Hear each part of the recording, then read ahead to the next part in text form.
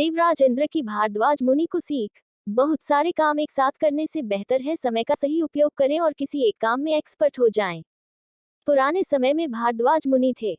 वे देवगुरु बृहस्पति के पुत्र थे। भारद्वाज बहुत सारा ज्ञान हासिल करना चाहते थे। उनकी सोच ये थी कि उन्हें संसार की सारी बातों का ज्ञान हो जाए। इसके लिए वे लगातार अध्ययन करते रहते थे। देवराज इंद्र की भारद्वाज मुनि को सीख। बहुत सारे काम एक साथ करने से बेहतर है समय का सही उपयोग करें और किसी एक काम में एक्सपर्ट हो जाएं। एक दिन पहले, पुराने समय में भारद्वाज मुनि थे। वे देवगुरु बृहस्पति के पुत्र थे। भारद्वाज बहुत सारा ज्ञान हासिल करना चाहते थे। उनकी सोच ये थी कि उन्हें संसार की सारी बातों का ज्ञान हो जाए। इसके लिए वे लगातार अध्ययन करते रहते थे। एक दिन बृहस्पति ने अपने पुत्र भारद्वाज से कहा कि पूरे संसार का ज्ञान वेदों में है। अगर तुम वेद पढ़ लोगे तो समझ लो कि तुमने पूरा ज्ञान हासिल कर लिया है। पिता की बात मानकर भारद्वाज वेद पढ़ने लगे। भारद्वाज मुनि की संकल्प शक्ति और पढ़ाई की एकाग्रता देखकर देवराज इंद्र प्रसन्न हो गए और वे भारद्वाज के सामने प्रकट हुए। इंद्र ने कहा कि मैं तुम्हारी लगन देखकर बहुत प्रसन्न हूँ। तुम मुझसे कोई भी वर मांग सकते हो। भारद्वाज ने इंद्र से कहा कि संसार में ज्ञान बहुत सारा है, लेकिन मेरी उम्र बहुत कम है। कृपया करके मेरी उम्र 100 साल बढ़ा दीजिए। इंद्र ने भारद्वाज की उम्र 100 वर्ष और बढ़ा दी।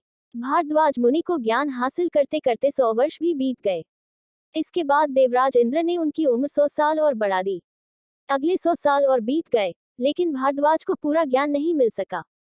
जब अगले 100 भी बीत गए, तब इंद्र भारद्वाज के सामने प्रकट हुए और बोले कि भारद्वाज सामने 3 पहाड़ हैं। क्या हम इन पहाड़ों से एक मुट्ठी मिट्टी लेकर इन पहाड़ों की व्याख्या कर सकते हैं?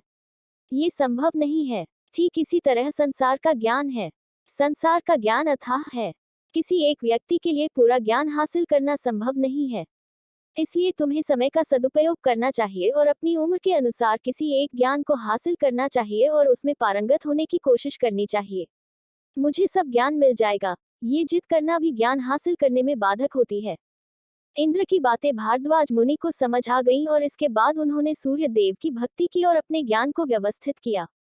इसके बाद से उनका नाम विद्वान मुनियों में शामिल हो गया।